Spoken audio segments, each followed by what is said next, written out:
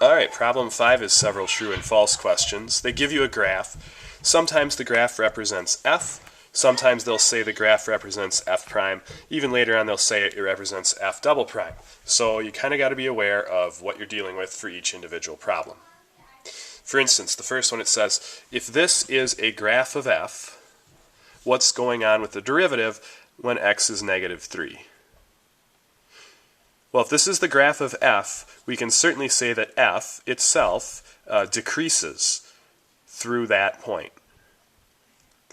And if f is decreasing when x is negative 3, then it's safe to say f prime of negative 3 is negative. So that would be a false statement. For part B, this is a graph of f again. When x is 0, we have a graph that is in fact concave upward. This part of the graph would hold water if it were rained on. It's opening up. Because f is concave up at x equals 0, that means the second derivative at x equals 0 is positive. That makes this a true statement.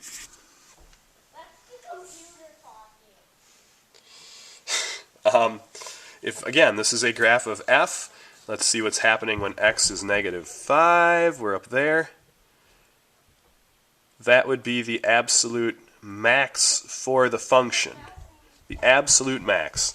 It might be a relative max. It's hard to tell, frankly, with this kind of choppy graph. But as far as an absolute max goes, no, because there's a higher peak later on. So this is not absolute anything, and that is a false statement. For part D, now again, this is a graph of f. It says there is no absolute min for f.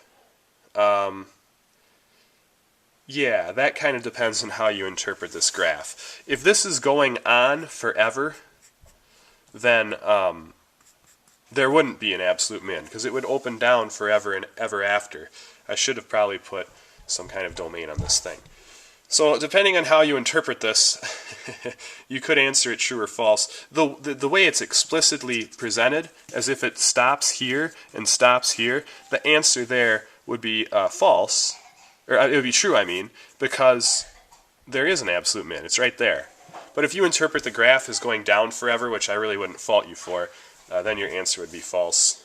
That would be a bad test question. But it's a good review exercise for the discussion of it, I suppose. I hope. Anyway, part E. Now this is going to be a graph of f prime. We have to keep that in mind. It says there's a relative min for the original function when x is negative 2. Check this out. F's going to have a min when f changes from decreasing to increasing.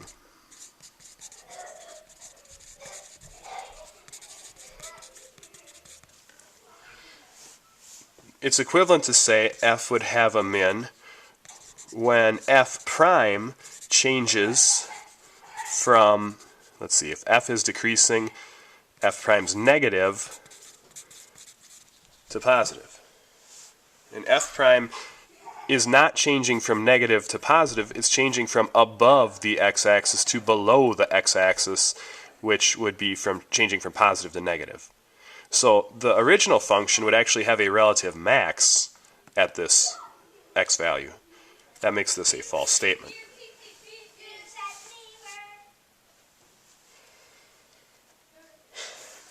Alright, if this is a graph of f prime, f is supposed to have a POI when x is negative 5. I think that's supposed to be a relative max for the graph. Alright, again, we're dealing with POIs. We're normally talking about second derivative, because f has a point of inflection when f double prime changes sign.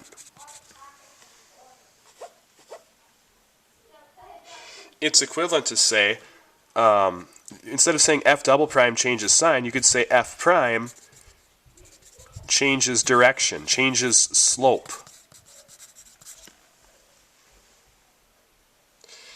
Because where f prime changes its slope from or when f prime changes from decreasing to increasing, for instance, f double prime would change from negative to positive.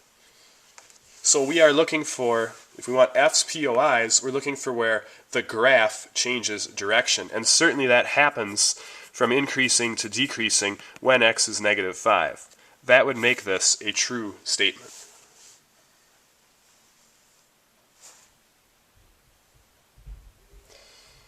For part G,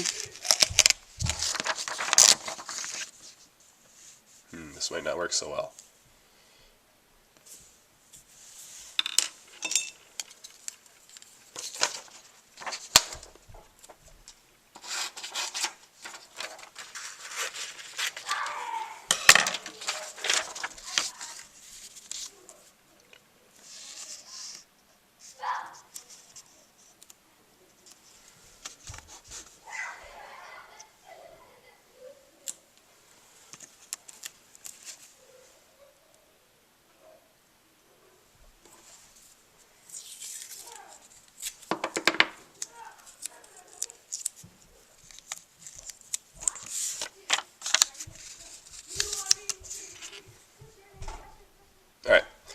For part G, again, it's a graph of f prime. They're saying f is decreasing when x is 0. Now, let's see. When f prime is 0, we have a graph that is below the x-axis. So we can say f prime of 0 is negative. And as a result, f of at 0 is going to be decreasing. Because where the derivative is negative, the function is decreasing. So this would be a true statement. All right, now we have a graph of f double prime. When f double prime, let's see, when x is 4, that would give us a second derivative that has a max. Let's word it this way. F has a point of inflection when f double prime changes its sign. But when x is 4, f double prime is not changing its sign, it's changing its slope. There's a difference. F double prime would change its sign when it crosses the x-axis. So this is actually a false statement. So last one, now we're back to being just a graph of f, and they're saying the derivative at 2 is less than the second derivative at 2. Let's see what each of these are. F prime at 2 is going to be the slope of the f graph. The slope of the f graph appears to be about, I don't know, I'll wing it and I'll say that's about 1. The second derivative implies concavity for the f graph. So when x is 2, this is a graph that is concave down.